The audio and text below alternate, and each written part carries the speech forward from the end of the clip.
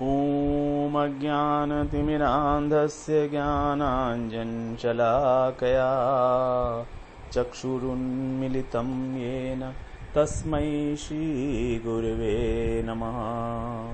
वाञ्छाकल्पतरुभ्यश्च कृपासिन्धुभ्येव च पतितानां पावनेभ्यो वैष्णवेभ्यो नमो नमः। नमो महावदन्याय कृष्णप्रेमप्रदायते कृष्णाय कृष्णचैतन्य नाम्ने गौरत्विषे नमः।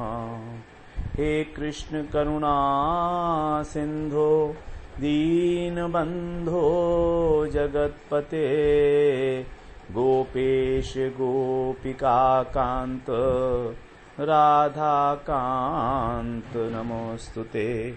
तप्त कांचन गौरांगी राधे वृंदावनेश्वरी वृषभानुसुते देवी प्रणमामि हरिप्रिये।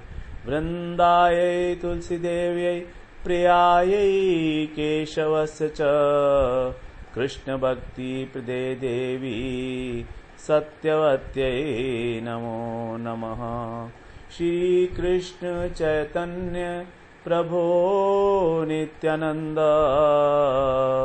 श्री अद्वैत गदाधर शिवासादि गौरभक्त वृंद। हरे कृष्ण कृष्ण कृष्ण हरे हरे हरे राम राम राम हरे हरे। हरे कृष्णा। सर्वप्रथम मैं अपने गुरुपाद पद्म ओम विष्णुपाद अष्टोत्तर शत श्री श्रीमद् भक्तिवेदांत माधव गोस्वामी महाराज के चरण कमलों में अनंत कोटि दंडवत प्रणाम ज्ञापन करता हूँ। हम लोग श्रीमद् भगवद गीता के 7वें अध्याय का श्रवण कर रहे हैं, जिसमें हमारा 8वां श्लोक चल रहा है। तो 8वें श्लोक से 12वें श्लोक तक भगवान 15 दृष्टांतों के द्वारा ये बता रहे हैं कि किस प्रकार इस जगत की सभी वस्तुओं में केवल वो ही व्याप्त हैं। भगवान की जो विभूतियां हैं उनका वर्णन एक प्रकार से भगवान यहां पर कर रहे हैं। रसोहम अप्सु कौन्तेय प्रभास्मि शशि सूर्ययो प्रणवः सर्ववेदेषु शब्दखे पौरुषम नृषु। जल के अंदर भगवान कह रहे हैं मैं रस स्वरूप हूं, और सूर्य और चंद्रमा के अंदर जो प्रभा है वो भी मैं ही हूं। सभी वेदों में ओंकार मैं हूं, आकाश के अंदर शब्द भी मैं हूं, और मनुष्यों के अंदर जो पुरुषार्थ देखा जाता है वो भी मेरा ही स्वरूप है। तो यहां पर सबसे पहले हम बात करते हैं रसोहम अप्सु कौन्तेय। भगवान को कहां ढूंढें? कह रहे हैं कि जल की बूंद बूंद में, उसके कण कण में मैं रस रूप से व्याप्त हूं। हमको रस की अनुभूति होती है जिह्वा के द्वारा, जो हमारी एक ज्ञानेंद्रिय है, एक मशीन है, एक करण है, इंद्रिय है। और उस इंद्रिय का जो टेस्ट करता है वो कौन करता है? मन। हमने कोई पेय पदार्थ लिया तो वो खट्टा है कि मीठा है कि तीखा है, कैसा रस है उसमें, ये कौन बताएगा? इसकी जांच कौन करेगा? इसकी जांच करता है मन। और मन तभी तक ये काम करेगा जब तक शरीर में आत्मा है, और उस आत्मा के साथ परमात्मा बैठे हुए हैं अंतर्यामी के रूप में।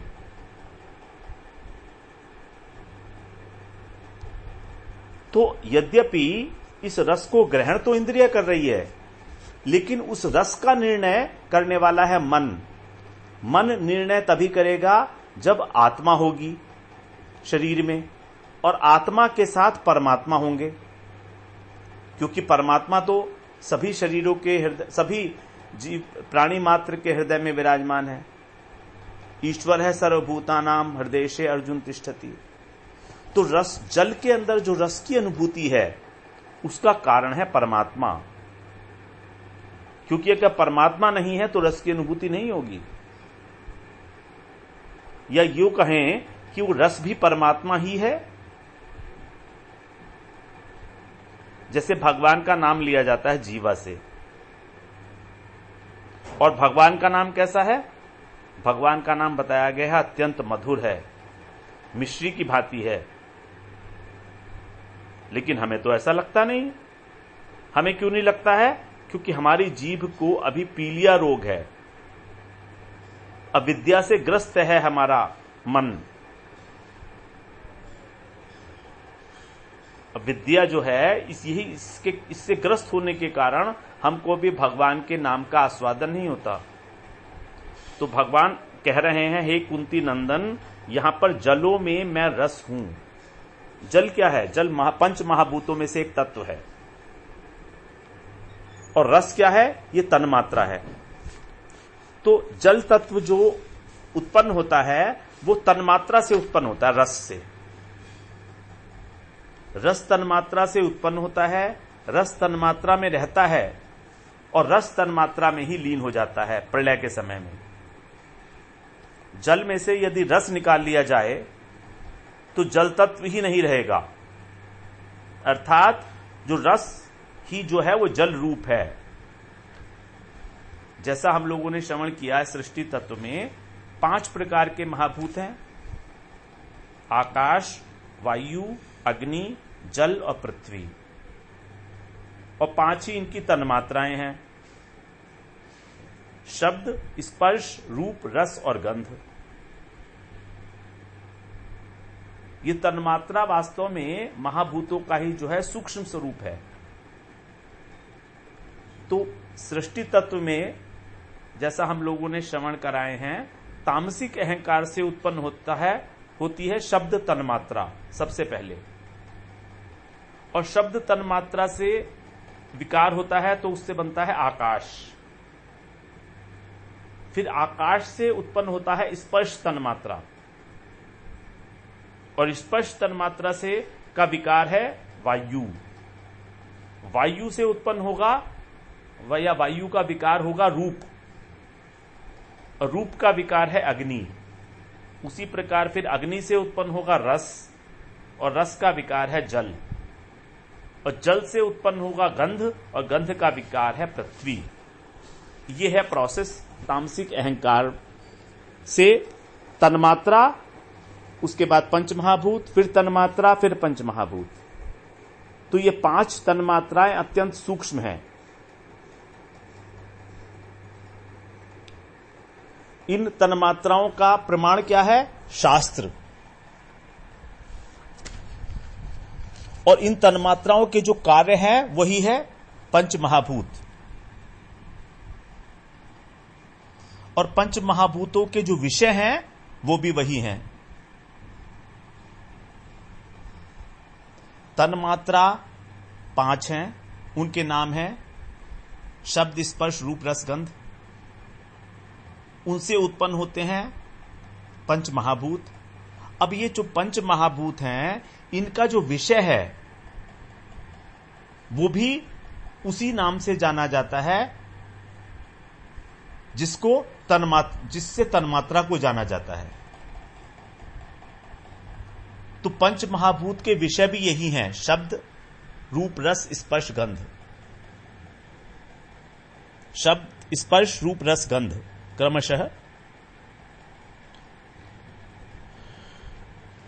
तो ये पंच महाभूतों का कार्य,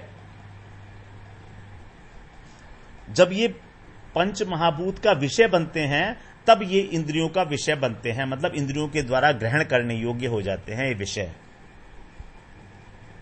इंद्रियों के और मन के द्वारा। तो अब जब ये जल तत्व है, उस जल तत्व का विषय है रस, और ये रस जो है ये इंद्रियों के द्वारा, जिह्वा के द्वारा, अपनी कॉरस्पॉन्डिंग जो इंद्रिया है उसके द्वारा और मन के द्वारा ग्रहणीय है।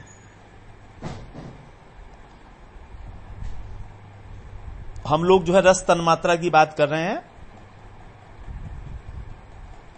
इस रस तन्मात्रा के कारण ही हमको नींबू के रस में खटास लगती है, आम के रस में मीठापन लगता है, वास्तव में रस तो दोनों जगह है, लेकिन उस रस में जो खटास आई है और मिठास आई है वो नींबू और आम की उपाधि से आई है। जब नींबू में था वो रस तो खट्टा कहलाया, और जब आम में था तो मीठा कहलाया। अर्थात उपाधि कोई भी हो, रस एक ही है। जो सार है वो रस है। यही है भगवान को समझने की कला। क्या है?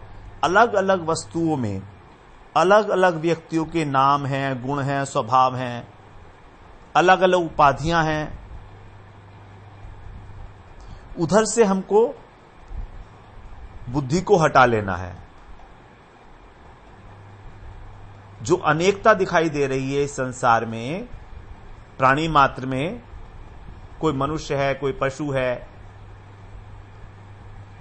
फिर मनुष्य में भी कोई स्त्री है, कोई पुरुष है, इस प्रकार से हमको इस प्रकार की बुद्धि ना रख के जो उनका सार तत्व है,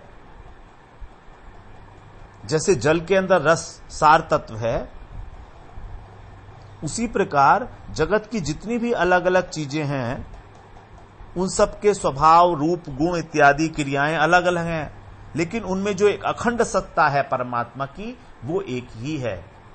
तो हमें उस अखंड सत्ता के ही दर्शन करने हैं, हमें उस अखंड सत्ता का ही अनुभव करना है।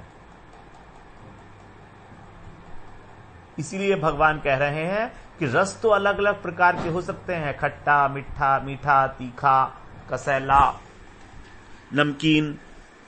षट रस होते हैं 6 प्रकार के, कड़वा। लेकिन उन 6 प्रकार के रसों के अंदर जो तत्व है वो एक ही है।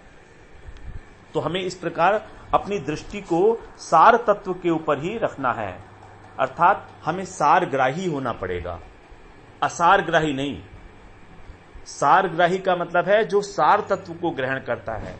जैसे हंस जो है वो, अगर उसको दूध दिया जाए जल मिश्रित, तो जल अलग कर देगा और दूध अलग कर देगा। इस जल शब्द को ही संस्कृत में अप कहा गया है। रसोहम अपसु। अपसु का मतलब जल में, अप माने जल, द्रवावस्था। द्रवावस्था जो है, जैसे यदि हम अपने मुंह में कोई पत्थर का टुकड़ा डालें तो उसमें कोई रस आएगा क्या? नहीं आएगा। लेकिन जब मिश्री डाली तो उसमें रस आएगा, क्योंकि मिश्री पिघलती है। तो बिना अप अवस्था को प्राप्त किए, अर्थात द्रव अवस्था को प्राप्त किए, रस की अनुभूति नहीं होती। अभी हम थोड़ी इंपॉर्टेंट बात कर रहे हैं,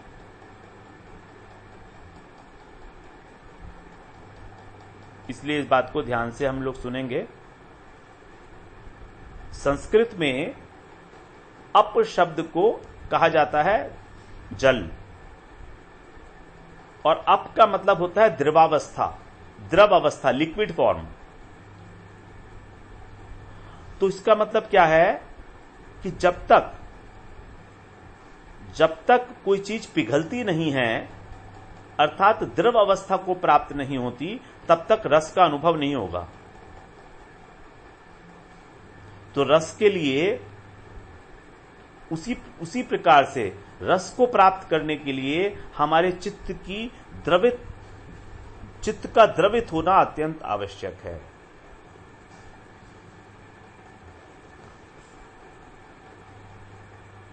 जिस प्रकार कि कोई ठोस वस्तु बिना द्रवित हुए हमको रस की अनुभूति नहीं करा सकती, उसी प्रकार कोई भी भाव यदि हमारे हृदय को द्रवित नहीं कर पाता, हमारे चित्त को द्रवित नहीं कर पाता, तो हम उसमें रस की अनुभूति नहीं होगी। तो रस का आस्वादन करने के लिए चित्त की द्रवता आवश्यक है।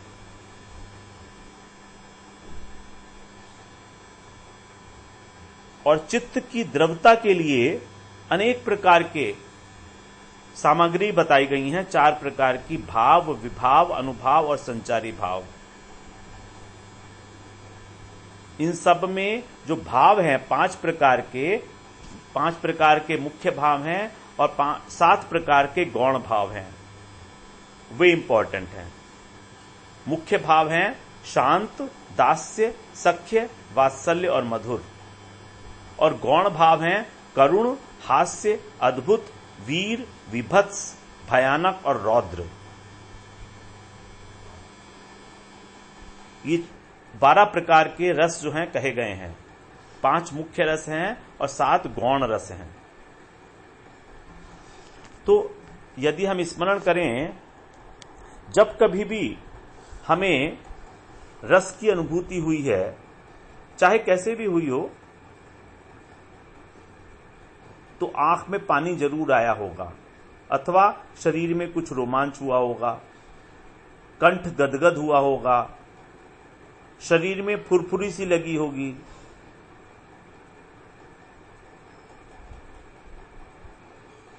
जैसे जब हम मूवी देखकर आते हैं या कोई ड्रामा देखकर बाहर आते हैं तो कहते हैं ना बहुत मजा आया। तो ये मजा क्या था? यही थी चित्त की द्रवावस्था। मूवी में अनेक प्रकार की चेष्टाएं होती हैं और उन चेष्टाओं को देख देख के हमारे हृदय में अनेक अनेक प्रकार के भाव जो हैं वो उदय होते रहते हैं। कभी हास्य, कभी करुण, कभी वात्सल्य। तो चित्त का पिघलना और रस का आना कभी देखकर आएगा, कभी खाकर आएगा, कभी सूंघ कर आएगा, कभी सुन के आएगा और कभी स्पर्श करके आएगा।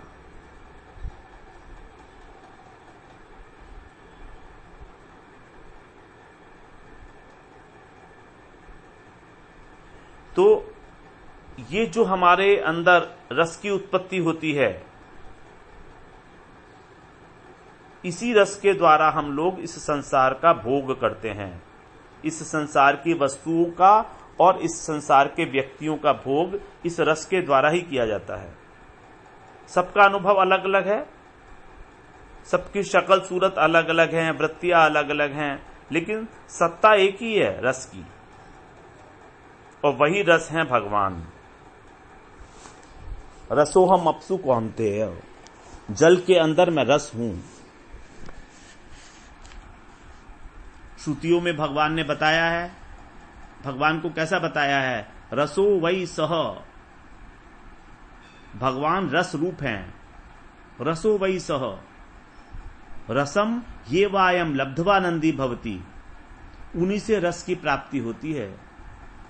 को ये वान्यात कह प्राणियात यदेश आकाश आनंदो न स्यात्, एष हेवानंदयति।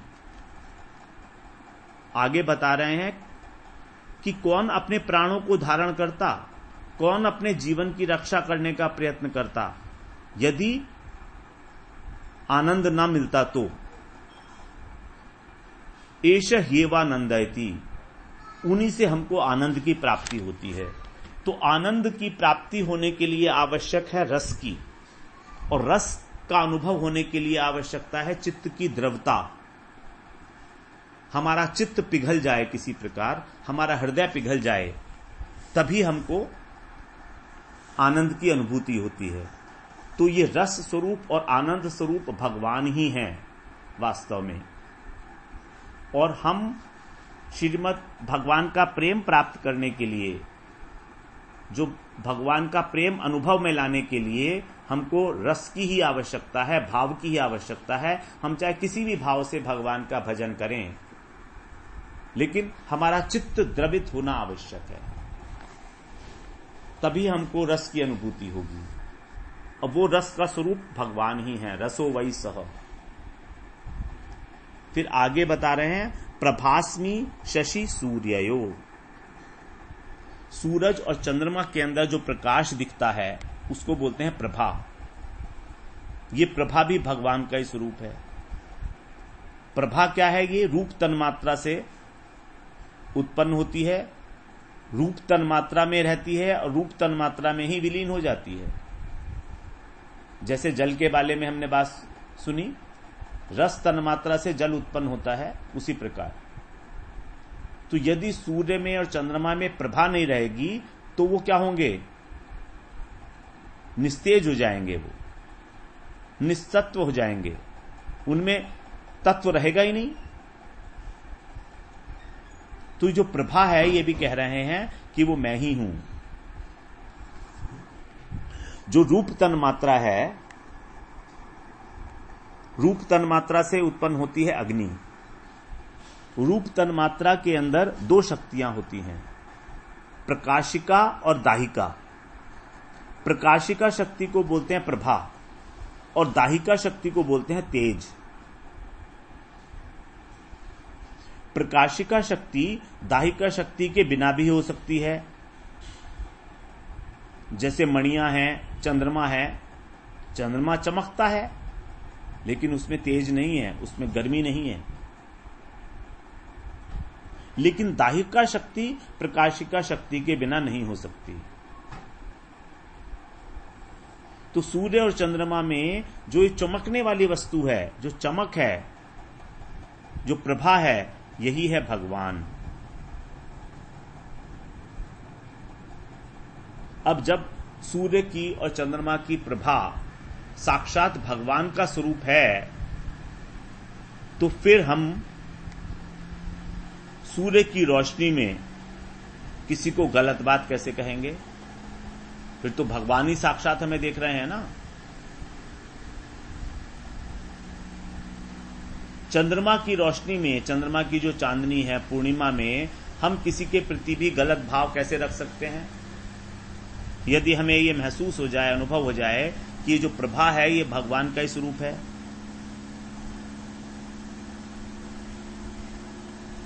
भगवान का स्वरूप है, इसलिए हमें भगवान के स्वरूप के प्रति, उस स्वरूप के प्रति, प्रभा के प्रति आदर बुद्धि रखनी होगी। मानो भगवान सूर्य के ओट से प्रभा के रूप में झांक रहे हैं, विराट रूप में। ये प्रत्यक्ष भगवान है। और क्या हम इन प्रत्यक्ष भगवान का आदर करते हैं?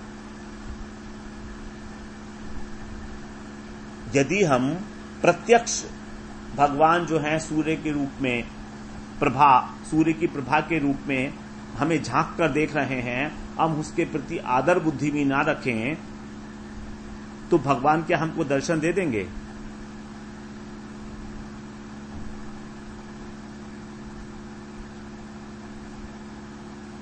तो जिस प्रकाश के अंदर हम लोग जीवन यापन करते हैं अपना, वो प्रकाश क्या है? वही भगवान का स्वरूप है। उस प्रकाश के प्रति हमारी कितनी आदर बुद्धि है। हमें ये नहीं देखना है कि हमें क्या दिख रहा है, कौन सा प्रकाश है। हमारे भीतर जो प्रकाश है, हमारे भीतर जो प्रभा है, वो भी ईश्वर है, और हमारे बाहर जो प्रकाश है वो भी ईश्वर ही है। यही है ईश्वर का ज्ञान प्राप्त कराने का विज्ञान, प्रैक्टिकल नॉलेज। कि हमें किसी प्रकार से ये अनुभव हो जाए कि जो कुछ भी है बाहर, जितना भी प्रकाश दिख रहा है, चाहे वो अंदर का प्रकाश हो, ज्ञान का प्रकाश हो, चाहे वो सूर्य और चंद्रमा का प्रकाश हो, वो सब प्रकाश भगवान का ही स्वरूप है। क्योंकि भगवान ही सूर्य और चंद्रमा की ओट से हमको झांक रहे हैं, देख रहे हैं। तो यहां पर पहले बताया शशि, फिर बताया सूर्य, शशि सूर्ययो। जबकि जो साइंटिस्ट लोग हैं वो तो ये कहेंगे ना कि चंद्रमा में तो अपना प्रकाश होता नहीं है, सूर्य में अपना प्रकाश होता है। तो यहां पर वो बात नहीं है। यहां पर तो हमको दूसरी परिप्रेक्ष्य में समझना होगा। चंद्रमा मन का स्वामी है और सूर्य जो है वो ज्ञान का प्रकाशक है बुद्धि में। तो पहले हमको मन में संकल्प उठता है कि हमको ये चीज चाहिए,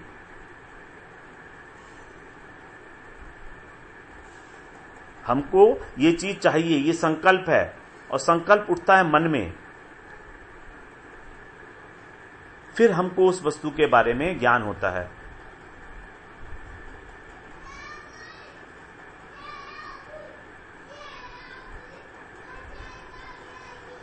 तो हमारा जो संकल्प उठ रहा है मन में, उसके प्रति हमारे जो मन में राग द्वेष होता है कि ये मुझको चाहिए, ये मुझको नहीं चाहिए, यही है गुणमयी माया। इसी के फेर में, इसी के त्रिगुणात्मक माया के चक्कर में हम लोग फंस जाते हैं।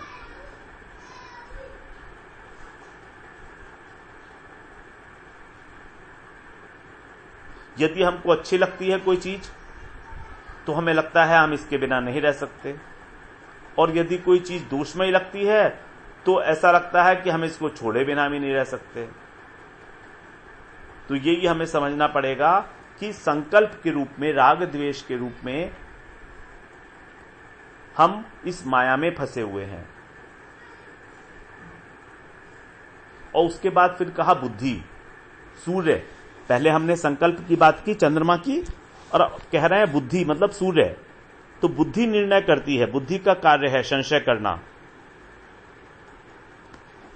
बुद्धि का कार्य है संशय करना, और बुद्धि का ही कार्य है विवेक को धारण करना और संशय को दूर करना।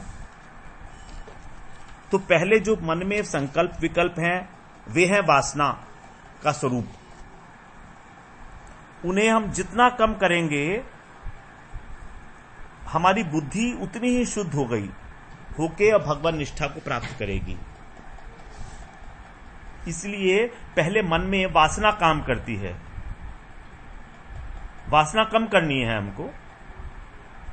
इसके बाद फिर हमें बुद्धि में विवेक को धारण करना है, क्योंकि बुद्धि विवेक को तभी धारण करनेगी जब वासना शिथिल होगी, और जितनी बुद्धि शुद्ध होगी उतनी ही वासना भी कम होती चली जाएंगी।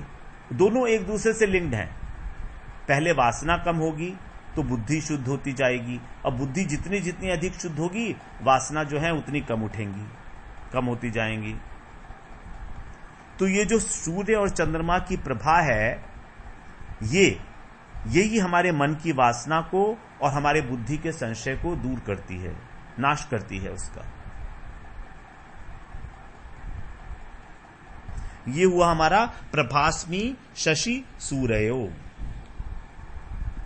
फिर आगे बता रहे हैं प्रणवः सर्व वेदेषु। सभी वेदों के अंदर प्रणव जो है वो भी भगवान का ही स्वरूप है। सबसे पहले प्रणव ही पैदा हुआ था, प्रकट हुआ था। प्रणव से गायत्री, और गायत्री से फिर वेद त्रयी प्रकट हुई। वेद त्रयी का मतलब है 3 प्रकार के वेद, ऋग्वेद, सामवेद और यजुर्वेद। और वेदों का जो सार तत्व है वो है प्रणव। यदि वेदों में से प्रणव को निकाल दिया जाएगा तो वेद वेद रूप नहीं रहेंगे, क्योंकि ओम जो शब्द है, जो प्रणव है, ओंकार है, वही वेदों का कारण है और वही वेदों में व्यक्त है।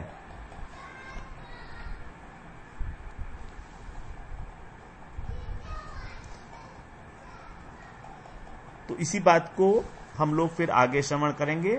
प्रणवः सर्व वेदेषु, किस प्रकार जो है प्रणव शब्द इंपॉर्टेंट है और वेदों का सार तत्व है। वांछा कल्पतरुभ्यश्च कृपा सिंधुभ्य एव च पतितानां पावनेभ्यो वैष्णवेभ्यो नमो नमः।